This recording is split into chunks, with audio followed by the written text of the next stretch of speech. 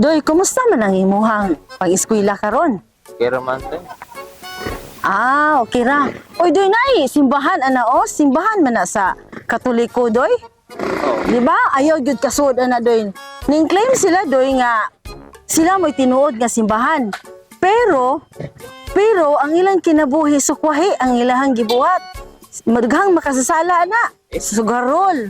Daghang sugarol. Daghang palahubog. No, mga makasalang mga tao na mo na ayaw ikasod. Kay labon kay gidawat na nimo si Kristo.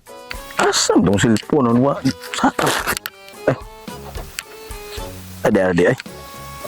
Uy, na pastura ba no? Ako duulon daw silang istoryahan. Uy, pastura, biar pastura. Siya mo member ni pastura? Oh, ako ning bagong kauban ron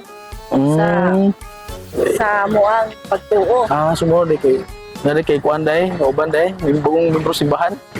Oh, Kay bawo ko imo na po nang gituduan nga ang simbahan di tinuod no. pamanday lain. Oo, mo dyan ay tinuod. Oo, mo dyan kamaturan.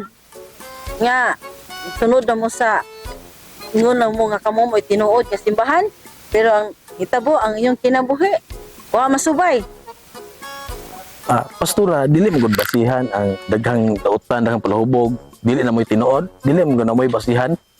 Kaya nga no, pastura, ang atong Ginoong Kristo, meron sa kalibutan, ang tuyo katumang tang magkasasala.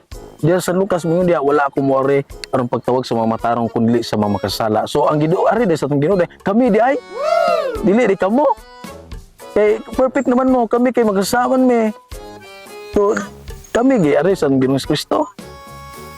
Di na lang ta mag-debate ana, Brad. Ang importante nga at na natay pagtuo sa Ginoo, sa Dios.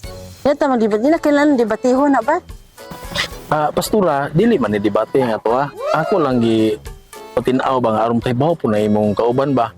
Kay wa man na magbase god kung daghan og dautan dili na tinuod. Sama sa usa ka bulawan pastura ba, ang bulawan matagag sa pita, matagag sa lapok ba. Karon ang bulawan nagkalapok-lapok. Karon ang bulawan nagkalapok kuha na to na dili na ba na tinuod bulawan.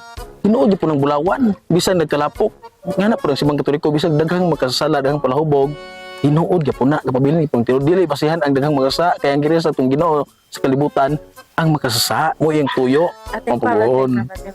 Napa ko'y tuyo ato, Brad, mo ato pa ko ato, Brad, kay tanti, kadali ko, Brad, ha? Sorry kayo, Brad. Ayun, jar, Napa nilakaw, Brad, sorry kayo, Brad. Ayun, jar, kayo mo patama, okay, basta rin, patama.